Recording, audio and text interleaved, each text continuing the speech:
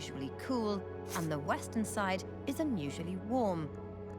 This warmer water contributes to Cyclone Idai's record strength, and Africa will have increased rainfall throughout the year.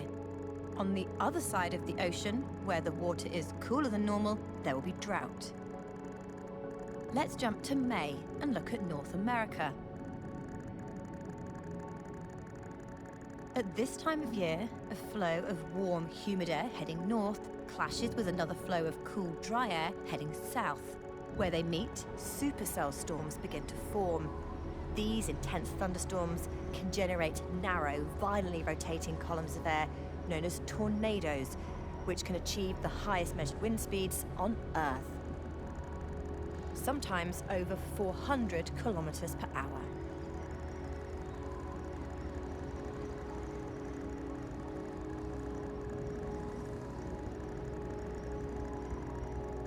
Further north, you can just see the smoke from huge wildfires in Alberta, Canada.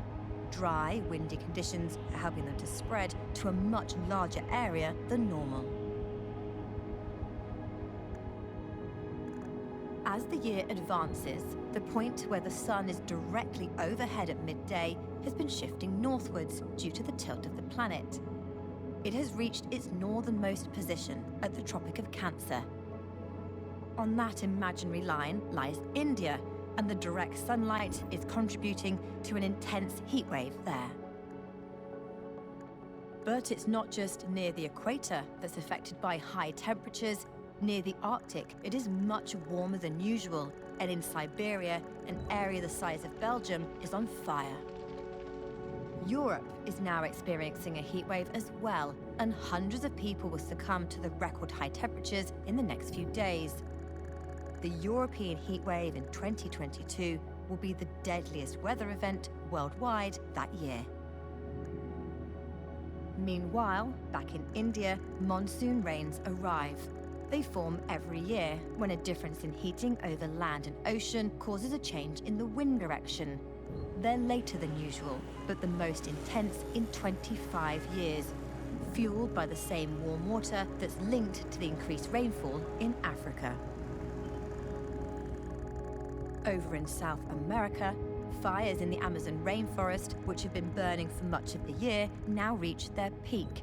They started intentionally to clear land for agriculture, but high temperatures have dried out the vegetation, allowing the fires to burn more intensely and spread more quickly.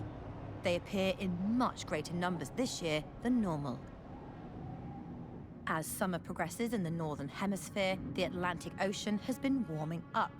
Conditions are now perfect for the formation of tropical cyclones, such as this one, Hurricane Dorian. It's just made landfall in the Bahamas and is about to become the region's worst natural disaster on record. The damage is catastrophic. At least 70,000 people are left homeless, 84 people lose their lives, and over 200 are missing.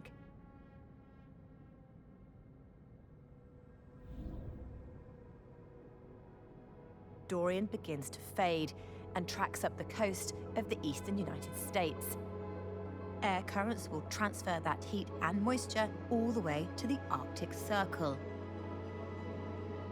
The Arctic is particularly affected. Για παιδιά, όπως βλέπετε, μαθαίνουμε για τη γη εδώ. Bye. The second lowest since satellite records began in the 1970s. Back in the Atlantic Ocean, not all hurricanes head towards North America. This one, Hurricane Lorenzo, is traveling towards Europe, and it's the most easterly tracking Category 5 hurricane on record. By the time it reaches the cooler waters around the British Isles, much of its strength is gone. But as the climate changes, will that always be the case? On the other side of the planet, another tropical cyclone called Typhoon Hagibis is also traveling further than usual. As it hits Japan in time for the Rugby World Cup, it is one of the strongest typhoons on record and will become one of the costliest. Further south, Australia has been experiencing months of drought. It is on the cooler eastern side of the Indian Ocean, where rainfall is reduced. Record high air temperatures have made things even worse. Bushfires are already widespread throughout Australia and now in December reach their peak.